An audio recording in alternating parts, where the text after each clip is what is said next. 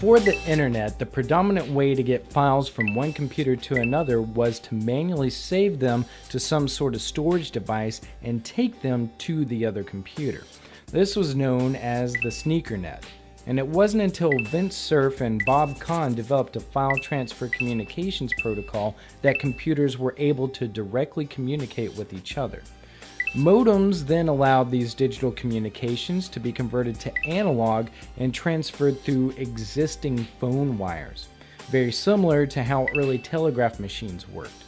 Eventually, they evolved into the standardized and digitized Ethernet cables that we know today. But in the age of wireless communication, these retro pieces of computing history are becoming more and more obsolete. Let's give them the send-off they deserve by hacking some new life into them. Here's how a standard Ethernet cable works.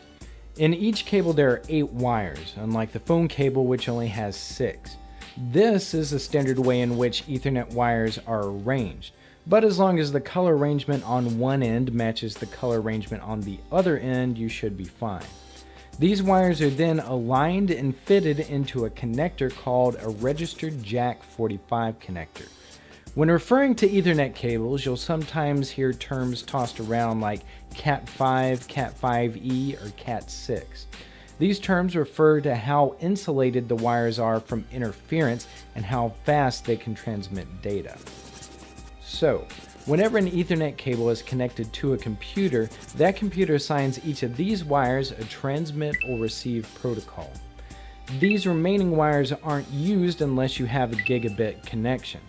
Now, this type of connection is standard on all computers, so if you took a single Ethernet cable and plugged one end into one computer and the other end into a different computer, they would both be able to send data, but neither one could receive it. But what if on one end of the cable you swap the transmitting and receiving wires? This would allow one computer to send data while the other one would be able to receive it. This type of cable is known as a crossover cable, and it's often used in IT environments whenever you're wanting to communicate with another computer without using a router, a switch, or the internet. Okay, hack number 2. As I mentioned before, in networks other than gigabit networks, only 2 pairs of wires are being used per Ethernet cable. So what can we do with these extra wires? Well, you could run another Ethernet connection through them. To do this, first connect the Ethernet transfer and receive wires to another cable as normal, but separate out these extra wires. Then connect those wires to a new Ethernet cable's transfer and receive wires. Now, in business use, this will allow you to connect to multiple networks at the same time without having to install 2 network cards in your computer. As for home use, most people normally don't have multiple networks, but crossing over these cables like we did earlier can make a pretty sweet looking straight/crossover combo cable. One thing to keep in mind when using the excess wires of a network cable is that the more data you have flowing through a cable, the more opportunities for interference.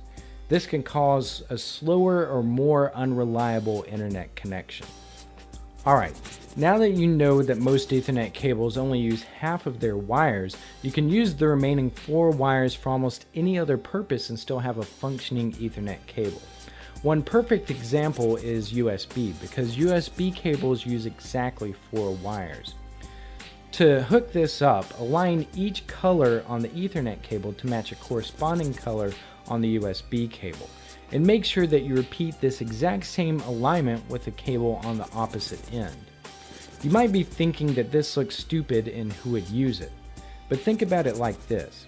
If you have an Ethernet connection running through the walls of your house, you've now created a USB extension cable that can run through walls. Aside from data, can these wires also transmit power?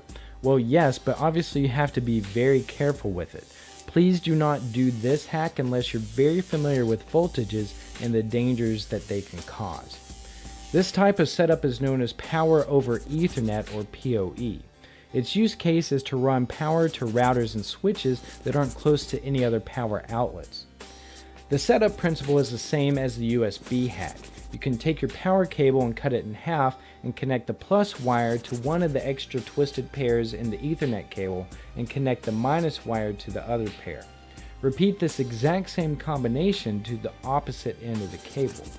Then wherever you need to run the cable to, you don't have to worry about whether an outlet is there or not. Hopefully these hacks make you see the standard old network cable in a new light. Alright, if you missed last week's video, you can click here to watch it. And if you liked my videos, please show your support by subscribing. And if you want to keep updated, check out my Google+, Facebook, or Twitter pages. And until next time, hack to learn. Don't learn to hack.